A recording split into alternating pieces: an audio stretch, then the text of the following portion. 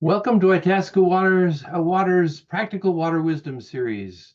I'm John Downing, your host today. Our regular host, Brian Whittemore, is out camping today, I think, in the rain. Poor him. I bet he wishes he were with us. We have a great session for you today. How the state determines its fish management strategies, including the stocking of lakes. We'll get to that in just a moment. First, let me tell you a little about Itasca Waters.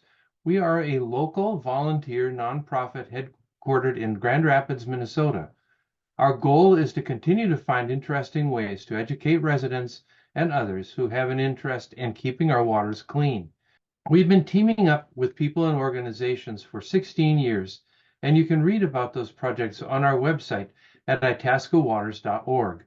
If you have an interest, please consider joining us and becoming a member or volunteer to help support programs like this. And we thank our partners shown on your screen for their support in producing this program. Today's program, as I said, will be about fish management in Minnesota. Everyone seems to have an opinion about how fish are being managed in Minnesota. Many suggest it is not being done well or correctly. Following the presentation, our speaker will answer questions from you. To submit a question, click on the Q&A button at the bottom of the screen and type in a brief question. You can do this at any time, and we will read your questions on your behalf. By the way, we will not be using the chat function today. If our speaker does not get to your question, please visit the Water Wisdom 2024 site to find our speaker's email address so you can ask your question directly. This program is being recorded and will be available for viewing online through our website, itascawaters.org. One final thing, please click on the survey link, which will be on the screen at the end of today's program, or complete the survey that's going to be sent out to you by email a little bit later. We appreciate all comments and suggestions.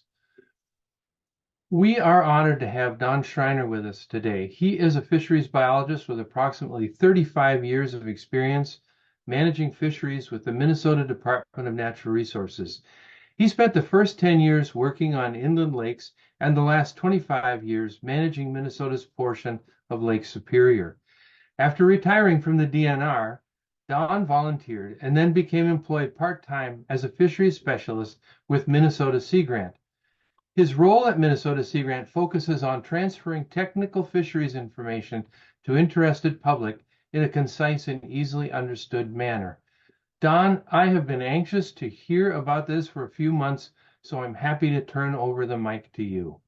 Well, thanks, John, for the introduction, and thank all of you for tuning in this afternoon over your lunch hour to listen to the presentation here on how Minnesota lakes are managed for fisheries. As John said, my name is Don Schreiner, and I work with the Minnesota Sea Grant Group as a fisheries specialist. And I want to acknowledge a couple of my friends at DNR that basically helped me get me back up to speed on how inland lakes are managed, because it's been a while since I've actually done that. I want to point out Dan Wilfond, who is from the Duluth area. And Dan just last week was appointed the brand new Duluth area fisheries supervisor. And I'm very proud of him because I think he is a person who will do very well. And I hired him when he first entered the DNR. So I feel pretty attached to Dan. I also wanted to thank John Hansen, who is the fisheries management consultant in St. Paul. And both of those fellows helped me pull together a lot of great information that I'm going to be presenting to you today. A little bit on my background. John mentioned some of this, but I've basically been moving east in Minnesota over my career. And if I move any farther east, I'm going to get wet because I'll be in Lake Superior. I started out growing up right next to the Red River in Moorhead, Minnesota. Not the most pristine river I've ever seen, but it definitely got me interested in fisheries and in water.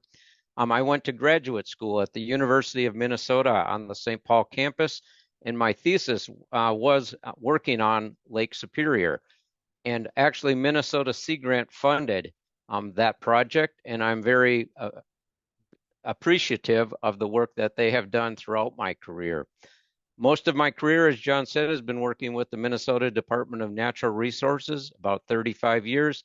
I started out in the western part of the state on lakes that I actually fished as a kid in the Fergus Falls area. For about 6 years, I moved to the Alexandria Glenwood area as the fisheries supervisor. I spent 4 years there when the position came up on Lake Superior, and I knew it would probably be filled for a long time. So I competed for that and was selected and spent my last 25 years with DNR on Lake Superior.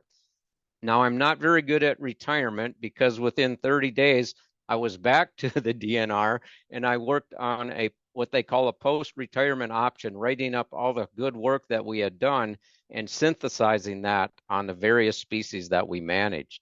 I then did, as John said, volunteered some for Minnesota Sea Grant. It was a way for me to kind of give back and then ended up taking a part-time job here. And that's what I've been doing ever since.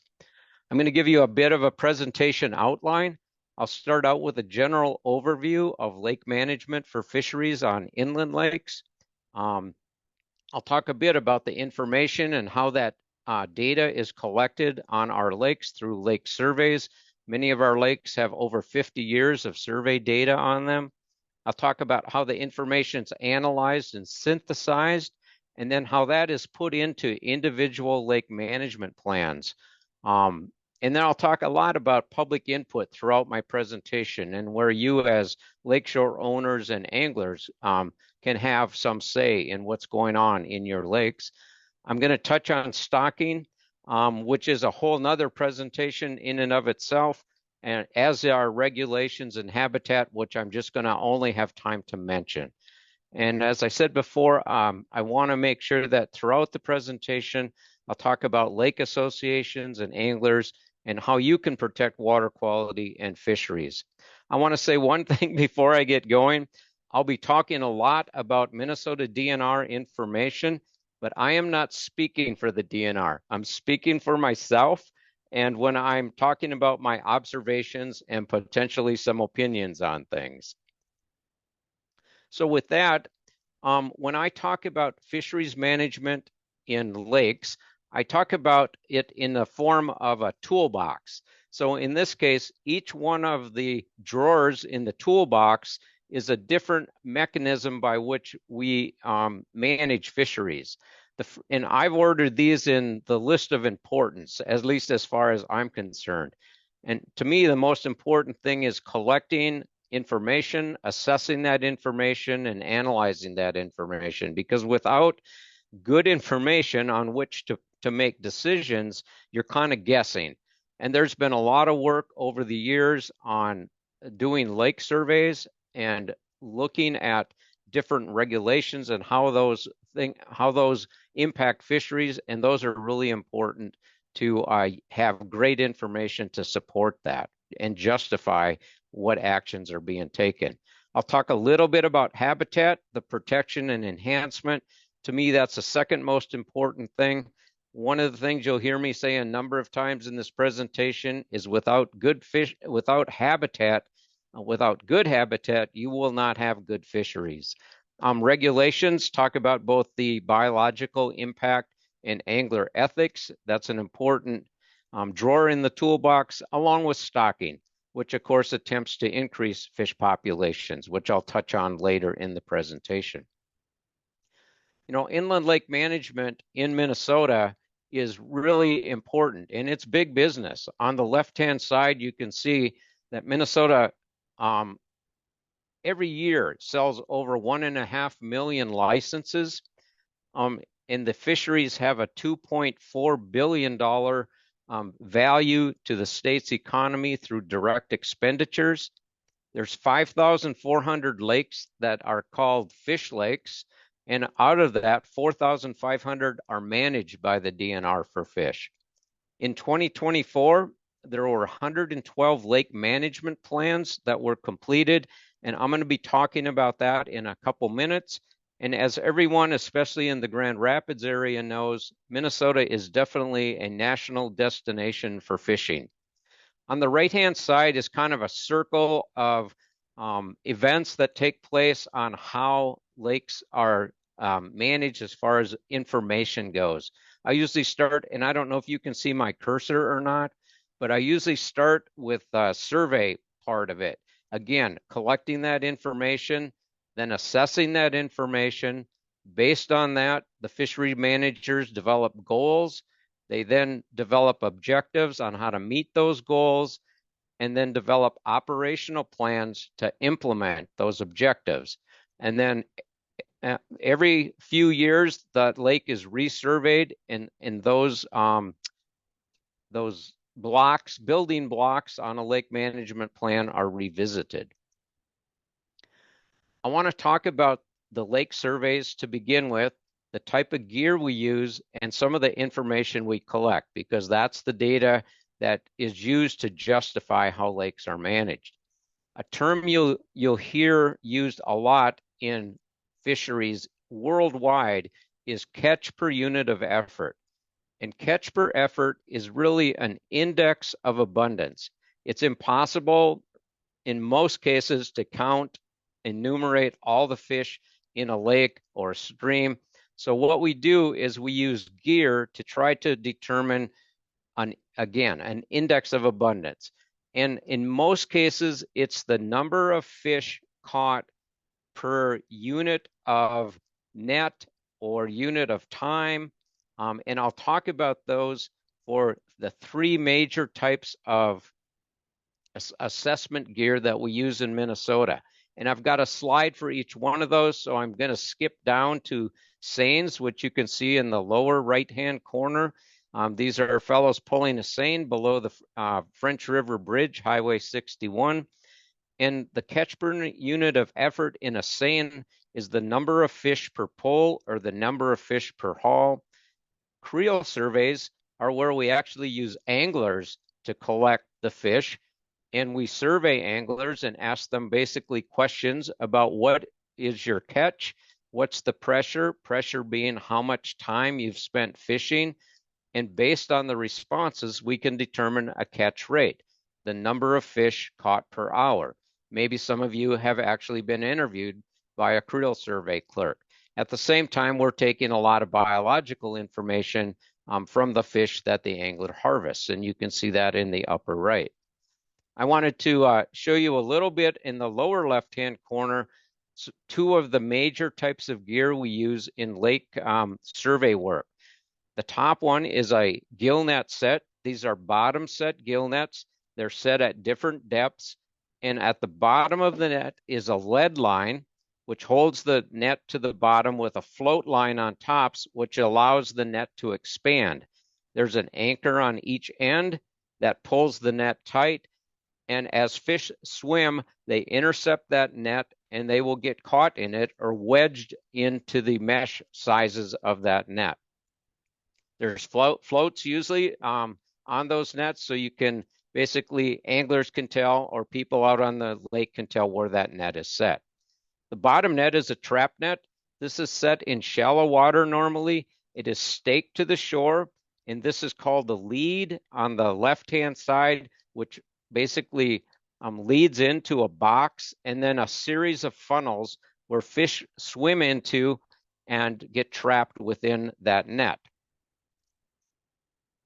So I just talked about the gill nets, and in Minnesota lake survey programs, the gill net is probably one of the most important gears that we use.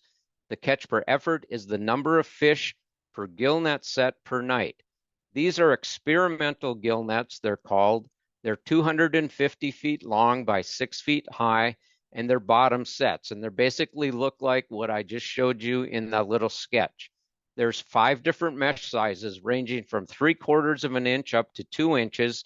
So they're targeting different sizes of fish as they get trapped in that net. The number of net sets are basically based on the size of the lake. The larger the lake, the more net sets. And each year when folks come back and the survey crews come back, they try to set the nets in the same spot. So it's very comparable over years. They also have to do an oxygen temperature profile because in some years, based on climatic conditions, the bottom areas where these nets are set can be devoid of oxygen. And obviously, you're not going to catch many fish if there's no oxygen there. to basically keep the fish alive. And you can see a number of shots here, people doing gill net surveys, working up fish. Now, I should mention that not all the fish that are caught in a gill net remain alive. We try to return as many fish as we can, but they don't all make it because they are struggling in that gill net. And those fish are then brought back and used for sampling for all sorts of different purposes. If we look at the trap nets, this is the other major gear used in lake surveys. They are set in shallow water. You can see in the central photograph here, you can see the lead where it's staked to shore, leads into the box, and then a series of funnels. This is usually used in areas where you're targeting panfish and bass. These fish do remain alive. The fish are worked up and returned back to the water.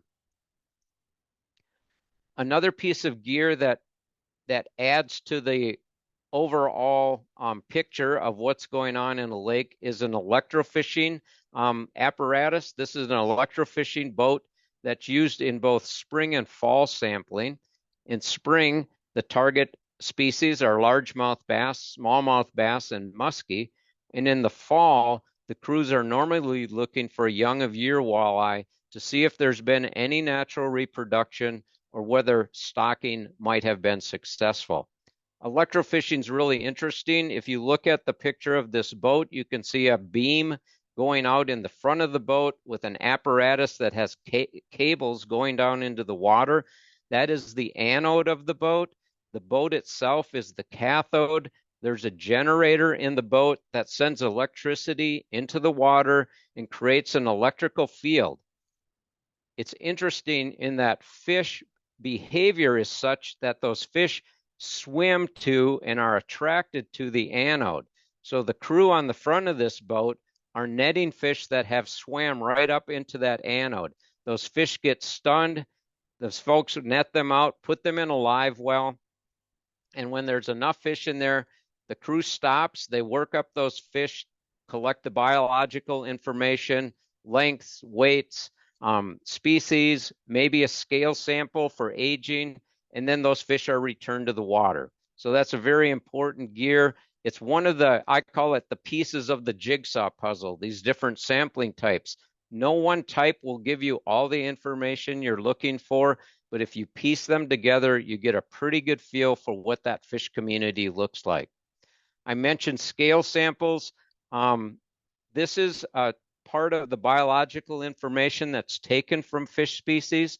And you can see on the scale on the left and an otolith on the right. And an otolith is the ear bone in the fish. And these are taken from fish that do not survive in the gill nets. These are very important for aging the fish. And aging fish is important for trying to figure out basically the growth rates and whether or not stocking is working in your lake. The annuli, which are the dark areas laid down on both the scale and the otolith, are much like a tree ring. Because fish are cold-blooded, they quit growing. Metabolism really slows down during the winter months, and so they lay down these annuli, which can be visualized either on a microscope or in a microfiche reader. And the fish tends to grow in proportion to these annuli. So you can not only determine what the age of the fish is, you can tell basically what the length of that fish was in a given year. So those are pieces of information that's collected basically during the winter time when a lot of this information is analyzed and put together. So where does that information land? Well, the Department of Natural Resources probably about 20 years ago started doing what they call individual lake management plans. And these plans are really critical to how the lakes are managed. This plan was provided to me by Dan Wilfond in Duluth. It basically talks about Boulder Lake, which is one of our reservoir lakes in the Duluth area. And this is just the cover page. This report is 26 pages long, and there's all sorts of information in these reports. And what I want to try to relay to you today is how you as anglers and lakeshore owners can basically get a chance to review these reports and then try to help determine what these reports say. So I will be talking about that for the next few slides. So in the lake management plan, they cover lots of information, lake description. They talk about the management history of that lake. They talk about the various surveys and the stocking that have been done.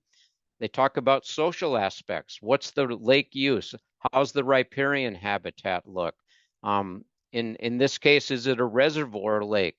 How's the water level changed? These reports talk about limiting factors, if there are any, habitat, water quality, aquatic invasive species, and potentially climate change. Address a lot of these issues. And then they really provide the management rationale. You can see here, it talks about the primary species, secondary species, talks about what the goals are for managing this lake. It talks about what the objectives are to reach those goals, and then an operational plan. What is that fisheries group going to actually do to try to meet those objectives? All basically, all scientifically based on the information that was collected from that local or recent survey and the historical surveys. So these are important parts of the management process. Now, where can you get involved as anglers and as lakeshore owners? The DNR in January and February are looking for your input on these lake management plans. If you search on lake management plans on the DNR website, you'll see a list of lakes like there are here on the right-hand side. And as I mentioned earlier, in 2024, there were 112 lake management plans done where the DNR was looking for public input. In this case, I clicked on the Glenwood area because that's where I worked at one time. And I thought, well, let's see what happened in the Glenwood area. So when you click on that, you'll come to a web page, the Glenwood Area Fisheries web page, which is full of great information. But what we're looking at today is the lake management planning. So if you click on lake management planning, what you see on the right is the list of lakes that the Glenwood Area Fisheries is looking for input on. I clicked on Lake Reno, and I'm hoping you follow this so you can actually look at lakes that you might be interested in. I was interested in Lake Reno because I've fished it before, and it's a really good fishing lake, and I was wondering what the situation is there now. So if you click on that, Lake Reno pops up, and there are many lakes on what this is called the Lake Fish Finder. And you can get on the DNR website and you can search any of the lakes where there's information available, which is quite a few lakes. All you need to do is enter the county and the lake's name, and you can find all sorts of information. If you look on the left-hand side of this website, you can see all the various reports that you can access. You can access lake maps, you can access regulations, and on the bottom here, you can see that there are specific fisheries regulations here on Lake Reno, and it points out what those are. So in this case, I was interested in fisheries lake surveys, so I clicked on that. And on the right-hand side, you can see the first screen that pops up. And this goes back to our lake survey that we talked about. How does this information get assimilated? And so if you look at this, you can see at the headings up top, you've got gear type that we talked about, the catch per unit of effort in that gear type. It talks about the range of values that you get for catch per unit of effort. And this is all calculated by lake type. There's 44 different lake types in Minnesota. So you can compare the catch in one lake that this happens to be, well, Boulder Lake happened to be lake type 16. So you can compare Boulder to other similar lake types rather than to a lake type that's very different, and you'd be basically comparing apples to oranges. You can also see average weight here. the range for average weight, and then the count. So I think this is interesting for Reno. You can't see this, I know very well, so I blew this up because I wanted to talk about a couple species. And this is how you as, again, anglers and lakeshore owners can interpret some of this data. So I started with black crappie. That's what I used to fish for in Lake Reno. They're really good sized crappies. In this case, we had a catch per unit of effort in the gill nets of just over 4 fish per standard gill net set. You can see the range is from 0.4 to 2.7, so we're almost double that. The average weight, and this is great, is 0.84, so they're between 3/4 and a pound, the average size of a crappie in that lake. If you look at the bluegills, and this is a very standard type of fish that you catch in your trap nets, they're usually in shallower water, and you can see here we've got a catch per unit of effort in the trap net of about 31.5 fish. That is at the higher end of the range. And you can see that the average weight is pretty small, about 1/10 of a pound. But in the next slide, I'll show you how average and catchable fish might be quite different. A lot of bluegills in Lake Reno here at 473. I left the dogfish in here because it's one of my favorite species. It's kind of a, people consider it a rough fish, but it's really an interesting fish. In Lake Reno, they averaged here about 4.5 pounds. If you do happen to catch one, they put up a great fight. They're extremely strong fish, but more importantly, they like to feed on these very small bluegills. So it's an important part of the fish community, and they help regulate and balance that fish community overall. Then, of course, we get to everybody's favorite species in Minnesota, the walleye. And in Lake Reno, your catch per effort is 9 walleye per gill net lift at the very upper end of the range. Very, very good sized fish, almost 2.5 pound, or actually 2 3/4 pound average, way above the normal range, and 108 fish caught. And then in the trap net, which is interesting, and this is fairly common, you catch even larger walleye in the trap nets. This happens to average about 4.5 pounds. This survey was done in 2022. And I think what happens is these larger fish will move into the shallows at times and hang out in the lily pads in the vegetative areas that you don't normally fish for these larger walleyes. This is the next table that comes up. This gives you a better perspective rather than average. It gives you a length frequency distribution of the fish that are caught in that survey. So we'll go back to the black crappie, which we know are good sized. There are some smaller fish coming up, which is a good sign, but most of the fish in this survey were between 10 and 14 inches. And a 14-inch crappie to me is quite a trophy. Those are great sized fish. Anything in this range is a nice sized crappie to catch. So, shows that Reno's got a good crappie population. Bluegill, as we said, the average was 0.1 pounds, but there's a number of fish in what I would call the catchable size range for a nice fish fry between 6 and 9 inches. So I would not dissuade people to go to Reno to fish for bluegills. Probably a great place to go if you want your kids to catch a lot of fish. We go back down to walleye, and this is what becomes pretty interesting. We have no fish that are below 12 inches in this survey, which is kind of problematic. We did talk about the high numbers of larger walleye between 15 and basically 24 inches. So that's a 2-foot long walleye, which is a nice size fish. And so you look at this, but you scratch your head and you say, man, there's not many fish coming up. That's a concern. So if you go to the status of the fishery, which is in each one of these, the biologist actually brought that up. They said consecutive week walleye year classes across multiple years is a concern, and it's not typical for this lake, and it leads to an unbalanced population. Luckily, though, an extremely strong year class was produced in 2022 of small walleye, but they were too small to be sampled in the gill nets. and hopefully this fish recruits or grows in to the next fishery.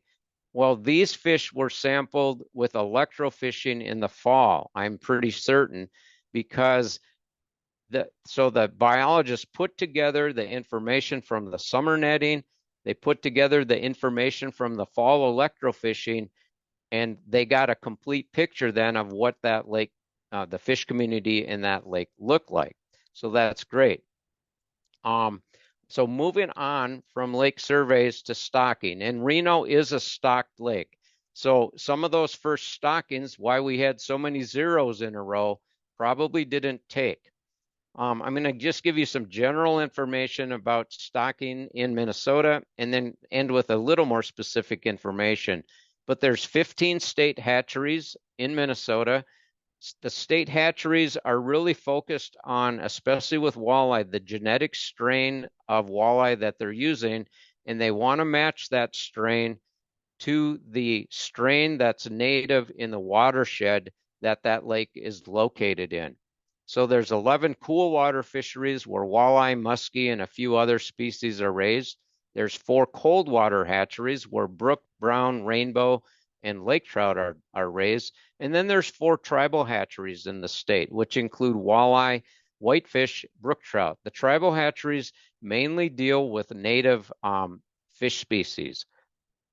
As I mentioned earlier, about 90% or more of the stocking in Minnesota focuses on walleye. It's walleye fry, which is a small, very newly hatched fry with a yolk sac, and fingerlings, with some yearlings being stocked. And the fry are stocked directly into the lake or into natural ponds, where these fry are then allowed to grow over the summer to fingerling sized, where they're netted out and stocked into lakes at that point. Muskies are raised to both fingerling and yearling size, and most of those are stocked into constructed ponds in Waterville, New London, Park Rapids, and Tower, and then harvested and put into lakes. The private sector in Minnesota also rears both walleye and muskie on a contract basis for the state. Quickly going through some of the reasons for stocking, there's 4 major reasons that I come up with. And the first is reintroduction or rehabilitation, and that's where you have intact habitat or you've improved habitat. Some examples of those are lake trout in the Great Lakes were stocked after sea lamprey was brought under control and are now self-reproducing, at least in Lake Superior. And lake sturgeon are being stocked in a lot of our rivers where dams have been removed, and these lake sturgeon can now move to good habitat. The majority of stocking takes place in supplemental or enhancement type stocking, where habitat has been degraded. There may be limited natural reproduction or no reproduction at all.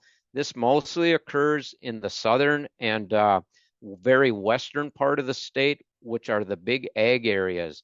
And ag runoff has really, fortunately, affected these lakes with high nutrients and sedimentation in many cases. I like to think of it as the line that follows Highway 210 from Duluth over to Wahpeton, Breckenridge area. And obviously there's lakes on each side of this that may need or may not need stocking, but that's kind of a general dividing line. Fisheries are also stocked for recreational purposes, just to provide angling opportunities. There's no expectation there for natural reproduction, and many of the stockings take place in waters that would not normally have fish. Some of the small ponds in parks and some of the mine pits up in the Grand Rapids area. There's also some stream trout stocking, which takes place in northeast Minnesota. The last is for new introductions, and in the early 1900s, fish managers spread various species all over the United States. Now widespread stocking is kind of a controversial topic of new introduced species, and very little takes place, at least in the Midwest. Where it has taken place in some cases is where it's used for bio control.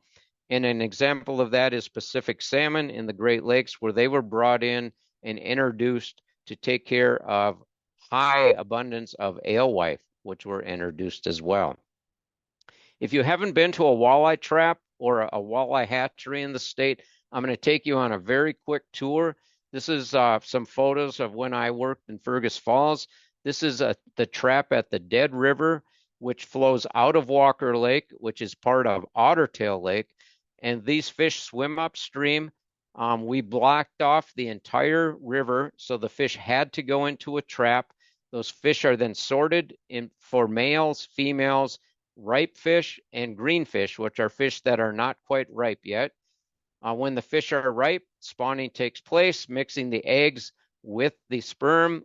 It takes about 30 seconds. Once you add water to those eggs, a pore in that egg opens, the sperm can enter, and then it closes back up within about a minute or two. The fellow at the bottom is what we're called mucking these eggs. They're very adhesive when they come out of the females, and in nature, they're very adhesive. But if you bring them into a hatchery, if they were clumped together, they wouldn't survive at all. So the mucking of the eggs takes care of that adhesive coating on the egg. And these eggs in the hatchery can hatch anywhere from 1 to 2 weeks, depending on the water temperature. They then go into a fry tank and then are netted and measured out volumetrically. And as we talked about earlier, stocked into both directly into lakes or in natural ponds. And when they're in the natural ponds, they grow over the summer and become what we call fingerlings, 4 to 8 inch size, which are harvested. And then those are transferred to lakes that need fingerling stocking. So that's kind of the stocking routine within Minnesota, at least for walleye. I just wanted to touch on regulations. They are definitely have biological impacts and also have impacts on angler ethics.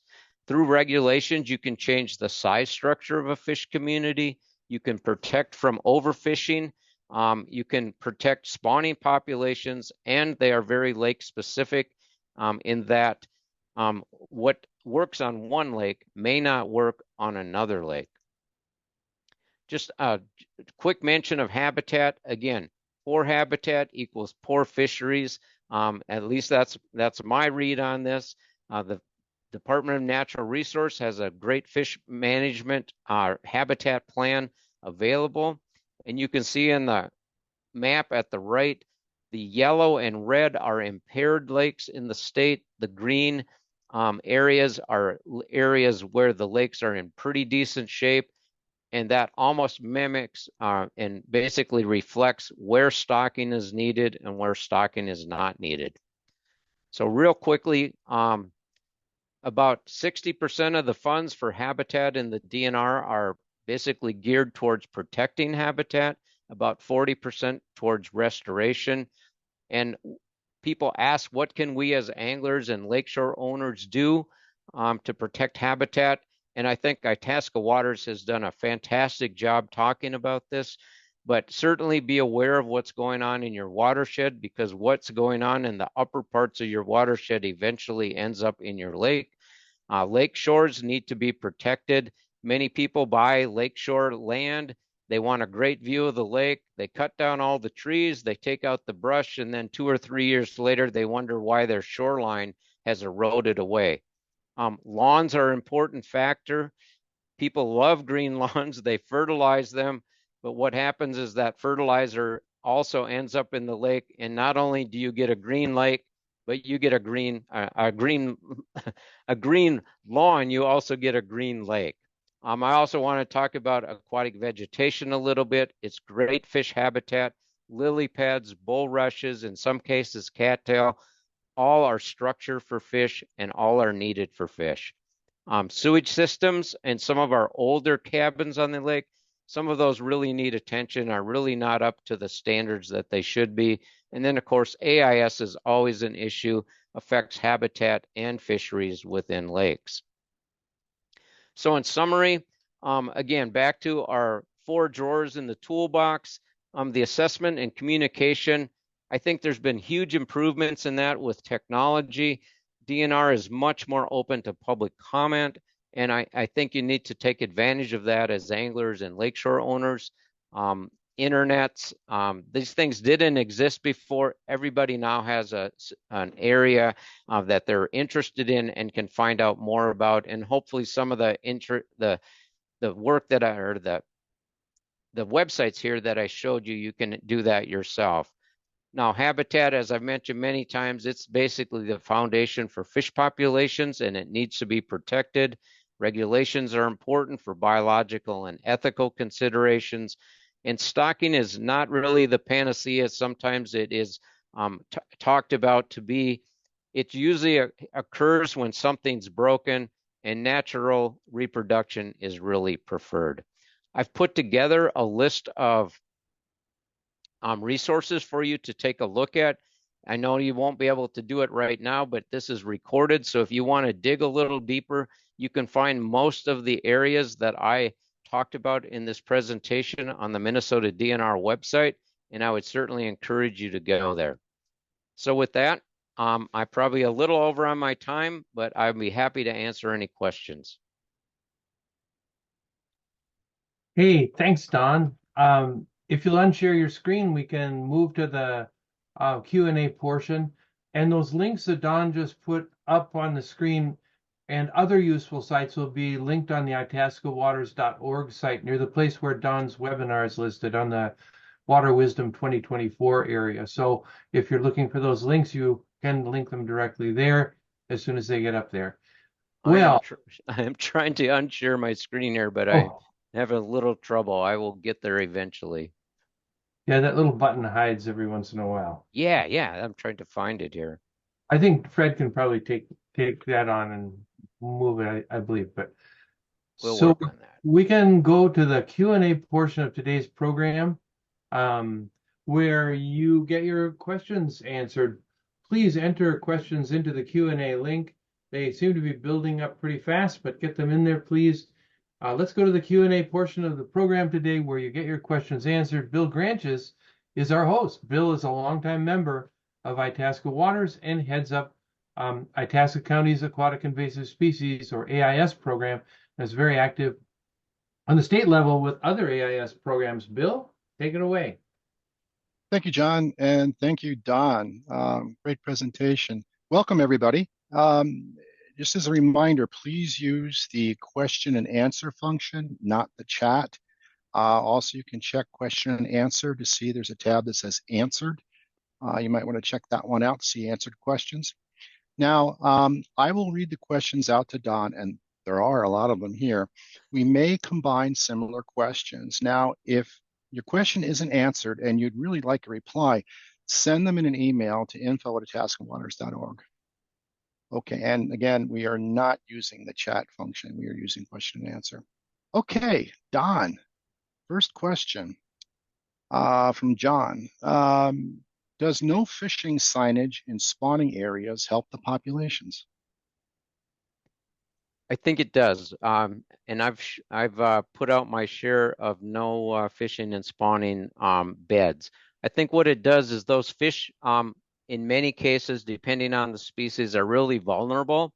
So they group together during spawning. You might find crappies in a shallow warm water bay, and it's pretty easy for 5 or 6 anglers to come in there and basically clean out that population, or certainly reduce it to the point where it is affecting the fish population. So I think that, when you see a fish spawning sign, I would certainly ask anglers to abide by that, because it's important for the future of that fishery.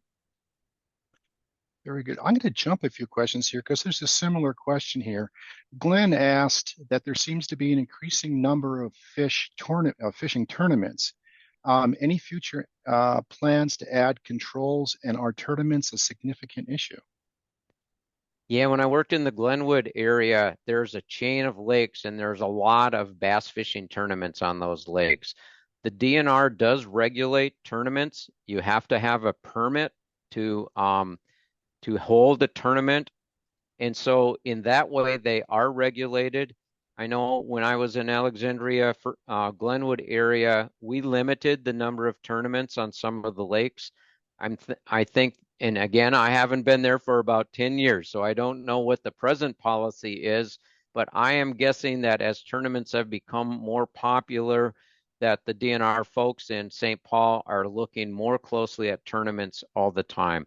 And I know that many of them are now catch and release, where the anglers are taking photographs of the fish that they capture, and they're returning them in the areas where they're captured. So they don't haul all these fish into one central location and weigh them, although in some cases that still does occur. Very good. Thank you. Another question here is it's kind of a local one for Itasca County. Is the northern pike population up or down on Wabana Lake? Oh, good question, and not a good question for me. I would say with most of these questions, I would definitely recommend that you talk to your local area fisheries office, give them a call. They'll be happy to talk with you about what these specific questions are. And I have no idea where the northern pike population is on Wabana Lake. Very good. You can't tell us where the bite is, huh? Okay. Okay. Next question. How do the spreading of zebra mussels impact fish numbers in lakes? Yeah, so this is a big question, and I think actually Itasca Waters had a presentation on zebra mussels not too long ago. So Yeah. folks interested in that, I think, can find that presentation and probably get a lot of good information. But from my perspective, what zebra mussels do is they certainly have an effect on the food web in that lake. Zebra mussels will end up taking nutrients and algae that zooplankton depend on. They will filter that out of the water. That then becomes benthic areas. So that rather than having the algae and the food in the water column for zooplankton, which are food for the smaller fish, which are food for the larger fish, all those nutrients and energy gets tied up in the bottom of that lake. And so that is not a good situation as far as our native food webs go in most of our lakes. So zebra mussels are not a good thing to have in lakes as far as fisheries goes. Agreed. Karen asks, is the Cutfoot Sioux Walleye Hatchery still in use?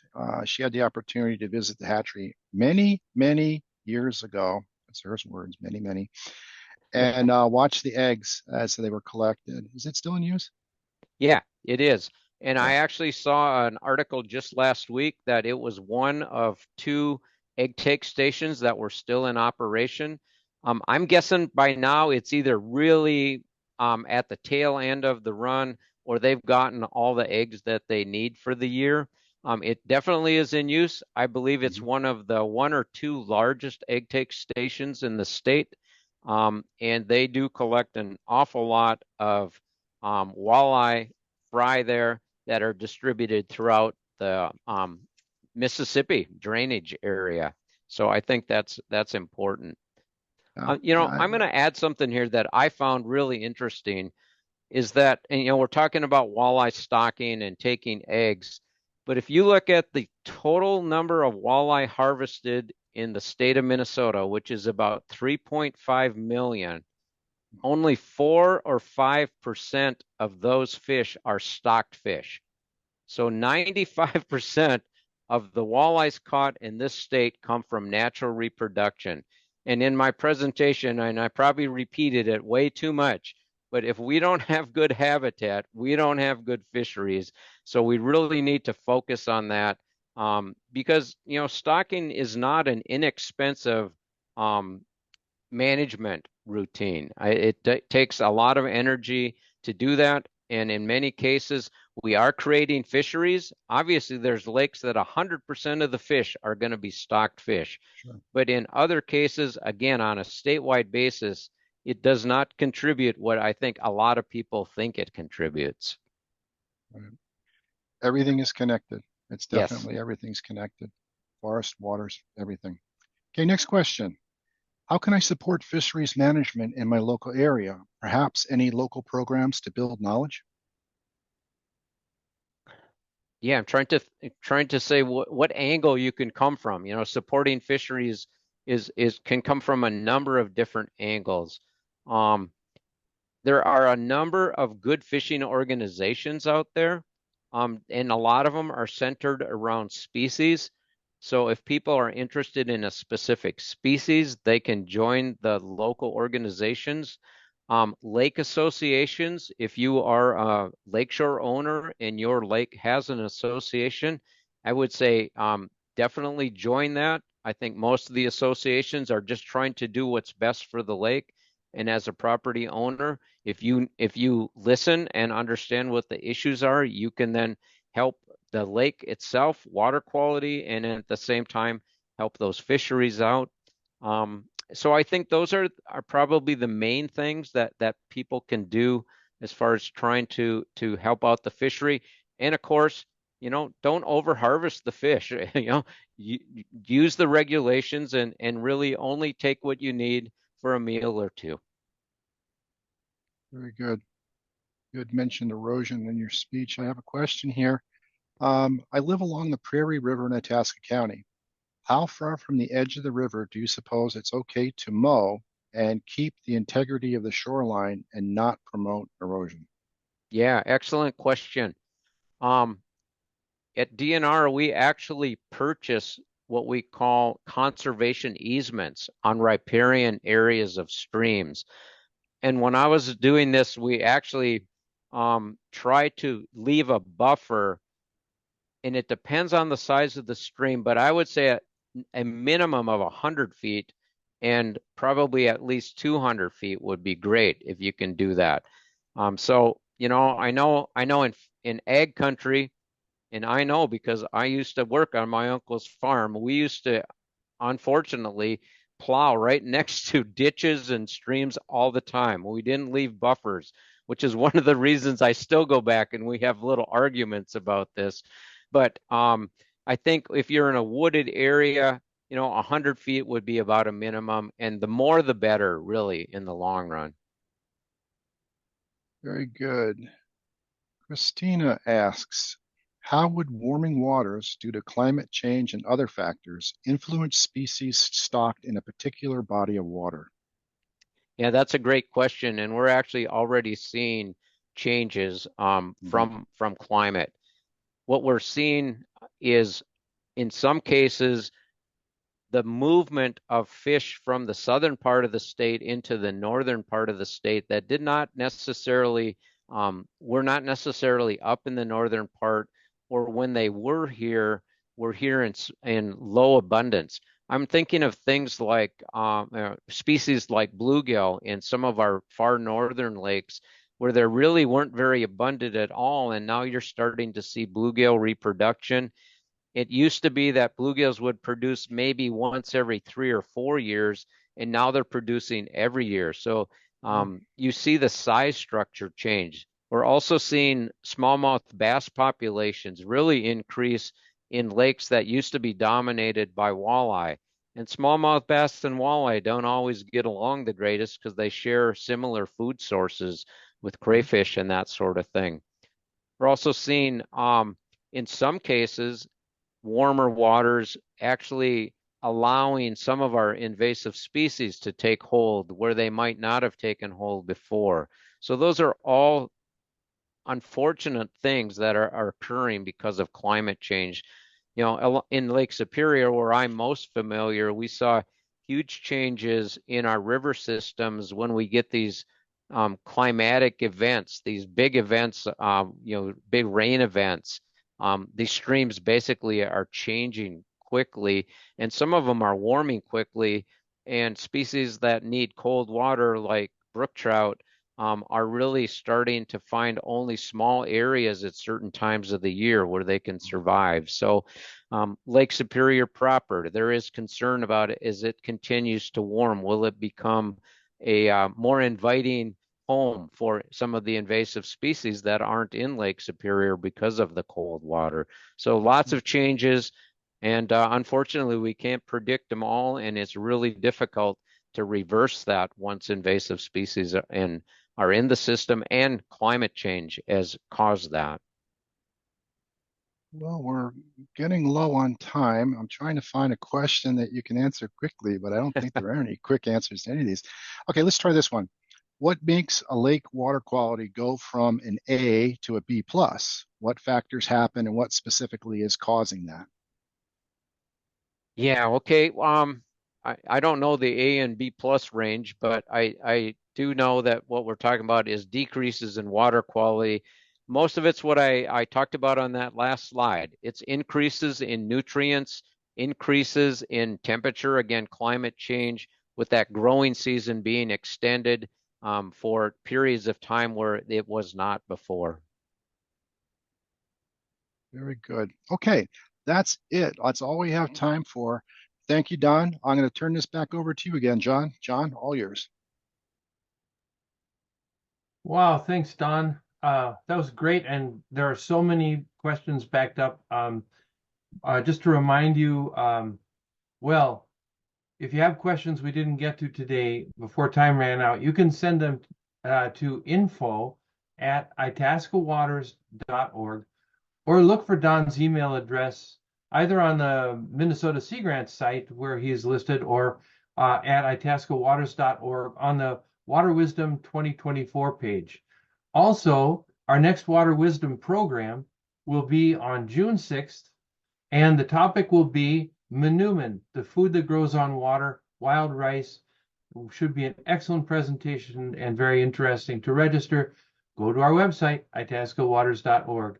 If you'd like to watch today's program again or recommend it to your family, friends, or neighbors, a recording of today's talk will soon be on our website at itascawaters.org, the address you see on your screen, along with our previous programs. We would like to get your feedback, so please click on the survey link that'll be on your screen at the end of today's program, or if you prefer, respond to the evaluation form that we will email you after the program. I'm John Downing, and thank you so much for being with us today.